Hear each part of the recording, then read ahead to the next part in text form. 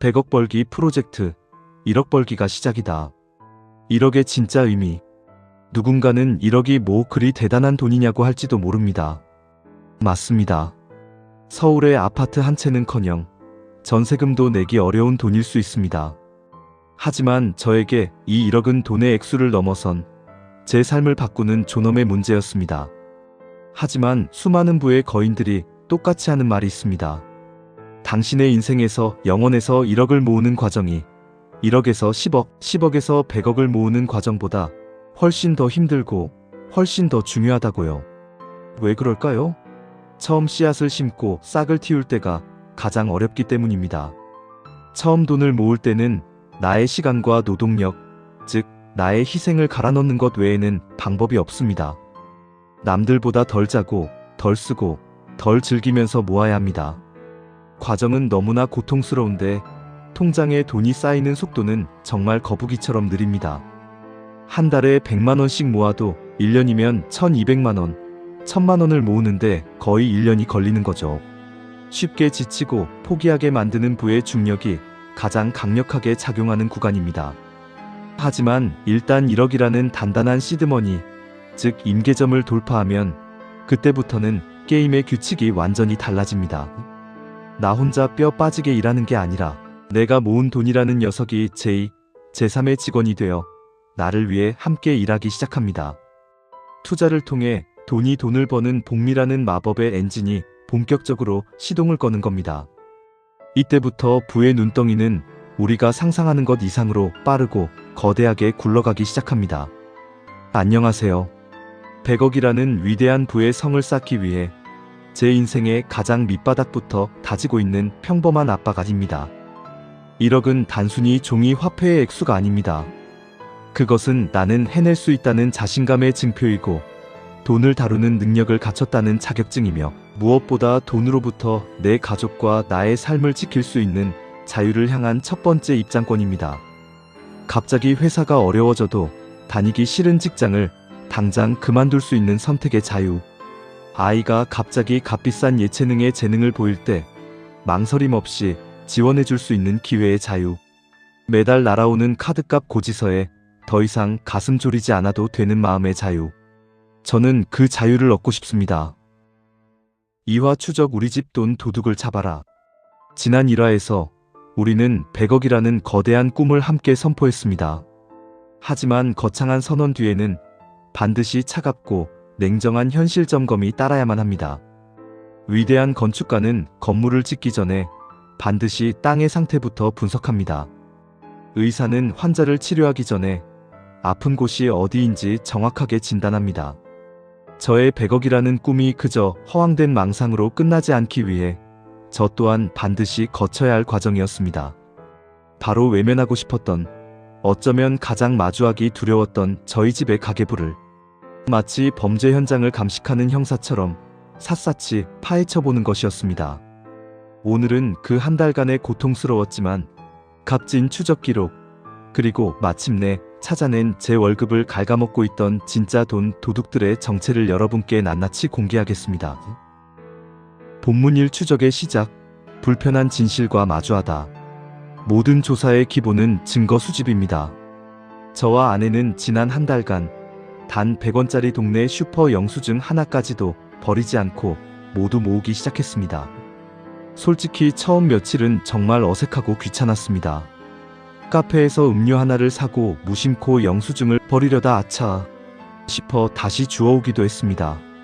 그런데 이 불편한 행동은 며칠 지나지 않아 놀라운 심리적 효과를 가져왔습니다. 카드를 긁거나 현금을 내기 바로 직전, 이것도 결국 내 삶의 기록으로 남겠구나 하는 생각에 아주 잠깐이지만 멈칫하며 고민하게 되더군요. 이것이 바로 소비자각의 첫걸음이었습니다. 그렇게 한 달치 영수증이 서류 봉투에 가득 쌓이고 모든 카드 내역과 계좌 이체 기록을 하나의 엑셀 파일에 옮겨 적기 시작했습니다. 단순히 식비, 교통비처럼 뭉뚱그려 적지 않았습니다. 아내와 점심 외식, 회사 동료와 커피, 아이 간식, 편의점처럼 최대한 구체적으로 그 돈을 썼을 때의 상황과 감정까지 기억해내려 노력했습니다. 솔직히 말씀드리면 숫자들이 채워지는 내내 심장이 두근거렸습니다. 마치 제 삶의 부끄러운 민낯이 드러나는 성적표를 받아보는 기분이었고, 동시에 절대 열어서는 안 될 판도라의 상자를 여는 것 같은 두려움이 밀려왔습니다. 그리고 마침내 모든 항목의 합계가 완성된 그 순간, 저는 모니터 앞에서 한동안 말을 잃었습니다. 그곳에는 제가 전혀 예상하지 못했던 너무나 친숙한 얼굴을 한 3명의 무서운 돈 도둑이 숨어 있었습니다. 본문이 마침내 드러난 3명의 돈 도둑. 첫 번째로 체포한 돈 도둑은 바로 습관이라는 이름의 좀도둑이었습니다. 이 녀석은 매일 아침 저녁으로 제 주머니를 털어갔지만 너무나 교묘하고 사소해서 평소에는 도둑질을 당하고 있다는 사실조차 인지하지 못하게 만들었습니다. 대표적인 것이 바로 커피였습니다. 출근길에 잠을 깨기 위해 한 잔, 점심을 먹고 동료들과 어울리기 위해 또 한 잔. 피곤하다는 핑계, 사회생활이라는 명분으로 하루에 거의 1만 원에 가까운 돈을 커피값으로 쓰고 있었습니다. 저는 제가 커피를 마신다고 생각했지만 사실은 생각 없이 돈 쓰는 습관에 중독되어 있었던 겁니다. 한 달 동안의 커피값만 모아보니 무려 21만 원이었습니다. 여기에 편의점에서 무심코 집어들었던 캔 음료, 껌, 늦은 밤에 맥주 한 캔 같은 자잘한 군것질 비용까지 더하니 한 달에 30만 원이 넘는 돈이 그냥 늘 하던 거니까라는 무서운 습관의 이름으로 증발하고 있었습니다. 연간으로 환산하면 360만 원, 10년이면 3,600만 원입니다. 저는 이 돈이 가지는 미래 가치를 계산해보고는 한 번 더 충격에 빠졌습니다. 이 돈을 10년간 연 7% 수익률로 투자했다면 약 5,200만 원이라는 돈이 되어 돌아올 수 있었습니다. 저는 돈이 없다고 한숨 쉬면서 5,200만 원짜리 미래 자산을 매일같이 갈기갈기 찢어 쓰레기통에 버리고 있었던 겁니다. 두 번째 돈 도둑은 편리함이라는 이름의 강도였습니다. 이 녀석은 시간이 금이다. 피곤한데 밥할 힘이 어딨어.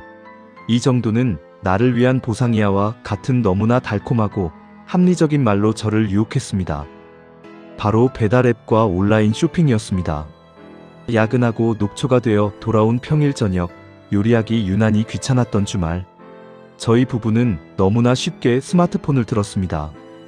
오늘 한 번만 시켜 먹자는 그 말이 지난 한 달 동안 무려 18번이나 반복되었습니다. 그렇게 지출된 금액은 총 43만 원이었습니다.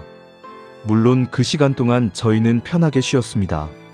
하지만 그 편리함의 대가로 우리는 마트에서 장을 봐서 직접 요리했을 때보다 거의 2배가 넘는 편리세를 지불하고 있었습니다. 43만 원이면 웬만한 4인 가족의 일주일치 식비를 너끈히 해결하고도 남는 큰돈입니다. 우리는 편리함을 산 것이 아니라 사실상 우리의 미래 자산을 편리함이라는 강도에게 순순히 상납하고 있었던 겁니다. 마지막 세 번째 돈 도둑이 가장 악랄하고 교활했습니다. 바로 무관심이라는 이름의 흡혈귀였습니다. 이 녀석은 제가 잠든 사이에도, 제가 회사에서 열심히 일하는 동안에도 아주 조용히 제 통장에 빨대를 꽂고 피를 빨아먹고 있었습니다. 바로 각종 구독 서비스와 정체 모를 자동이체였습니다.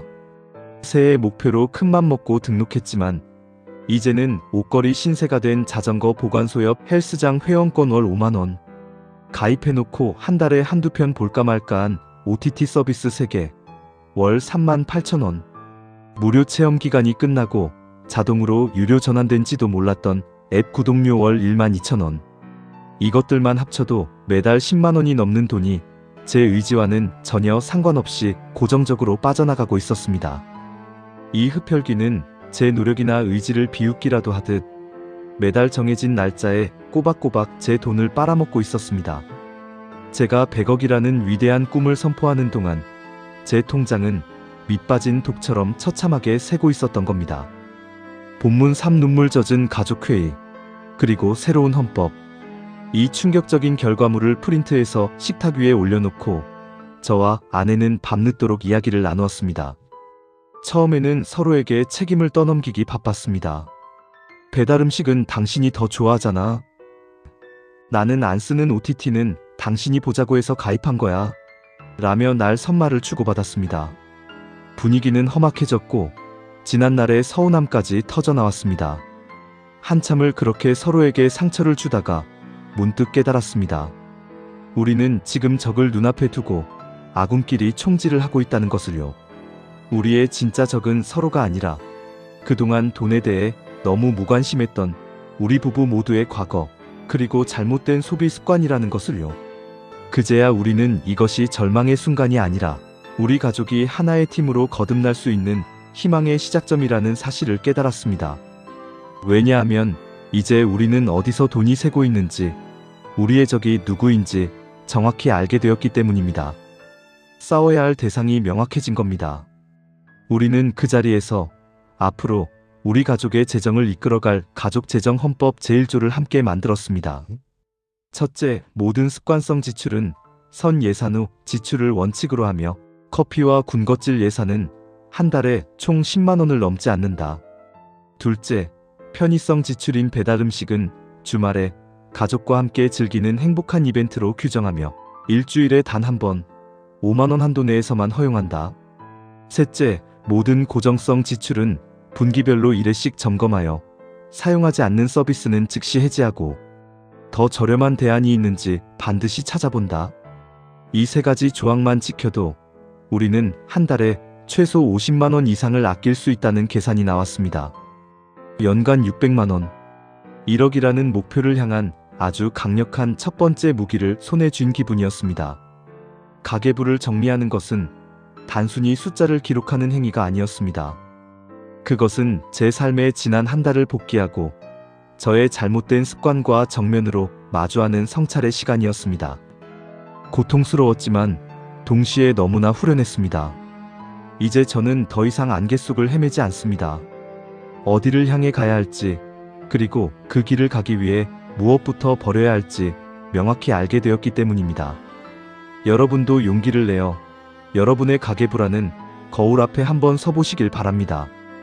그 거울 속에 비친 내 모습이 조금 부끄러울지라도 그 거울은 우리를 더 나은 미래, 우리가 꿈꾸는 목적지로 안내할 가장 정확하고 정직한 지도가 되어줄 겁니다. 여러분의 구독은 제가 이 여정을 포기하지 않도록 만드는 무거운 책임감이었습니다. 여러분의 좋아요는 제가 지치고 힘들 때마다 다시 한번 카메라를 켜게 만드는 뜨거운 응원이었습니다. 여러분의 댓글은 저의 좁은 시야를 깨부수고 더 넓은 세상으로 나아가게 한 집단 지성의 힘이었습니다. 진심으로 감사드립니다. 지금까지 100억 만들기 프로젝트의 프로젝트 총괄 책임자이자 여러분의 영원한 동반자가 될 아빠가 였습니다. 다음 이야기. 새는 돈을 막았다면 이제는 돈을 강제로 가두어야 한다. 의지박약도 충동구매 대마왕도 절대로 실패할 수 없는 우리 집만의 자동돈 복사 시스템을 구축합니다. 3화. 구축 월급이 들어오면 3초 만에 사라지는 마법. 절대 놓치지 마세요.